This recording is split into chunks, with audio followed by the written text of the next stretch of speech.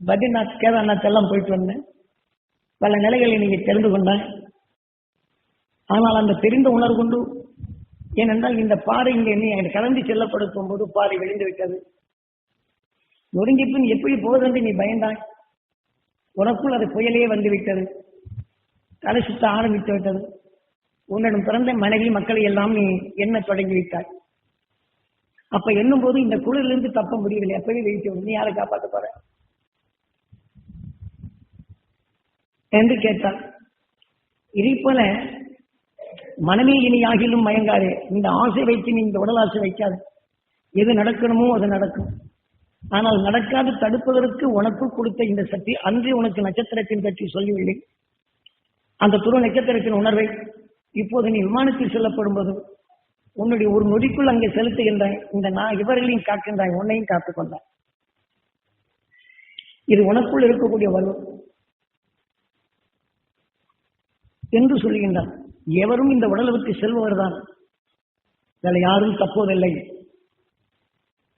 இன்னைக்கு நாட்டுக்கே அரசனாக இருந்தாலும் சரி, இன்று மகான் என்று நான் மக்களிடத்தில் போட்டிக் கொண்டிருந்தாலும் சரி, இந்த உடலின் விதி முடிந்து விட்டால், ஏனென்றால் இதனுடைய அழுத்தம் அதிகமாவது இந்த உடல் போய்தான் ஆகும்.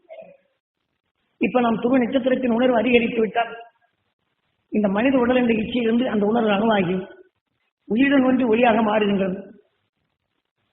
இந்த உடல் இச்சை நீ பற்றுவிட்டால், என் குழந்தையோ என் பிள்ளையோ என்று நீ எண்ணினார், இந்த உணர்வின் இச்சை பெற்று இந்த உடலை விட்டு நீ கீழே வந்து விடுகின்றாய். உன் குழந்தையின் ஈர்ப்புக்குள் போறாய் அல்லது உன் மனைவியின் ஈர்ப்புக்குள்ளதான் போக முடியும். அந்த குழந்தையும் மனைவியின் நிம்மதியாக இருப்பவர்கள் நீங்க இறந்து விடுகின்றாய் என்று வைத்துக் கொள்வோம். தன்னை காத்தவர் என்று ஆசையோடு இருக்கப்படும் போது இதே உணர்வுகள்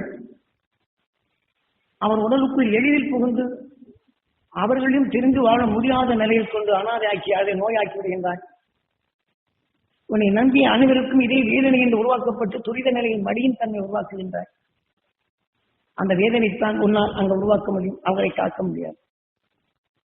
ஆகவே நீ எண்ணிய உணர்வு, இந்த உணர்வோடு இந்த மடிந்தாலும் அவர் உடலுக்குள் தான் செல்லுகின்றாய், அவர்களையும் அழித்து விடுகின்றாய். உடலுக்கு பின் எந்த வேதனையும் பெயரும் பட்டாய் இந்த உயிர் அதற்கு தக்க உடலை அழைத்து சென்று இன்று நீ மனிதனாக இருக்கின்றாய். அடுத்து நீ எங்கே போகின்றாய் தெரியுமா? உன் உணர்வுகளை எந்த வேதனை என்ற நிலையை எடுத்தாலோ அந்த விஷம் என்ற நிலையை தனக்குள் ஜீவனித்து தன் உடலை பாதுகாத்துக் கொள்ளும் அந்த உடல் இனங்களுக்கு அழைத்து சென்று இந்த உயிர் அதற்கு தக்க உடலை அங்கே உருவாக்கிவிடும். அதனை அனுபவபூர்வமாக காட்சியாகவே தருகின்றார்.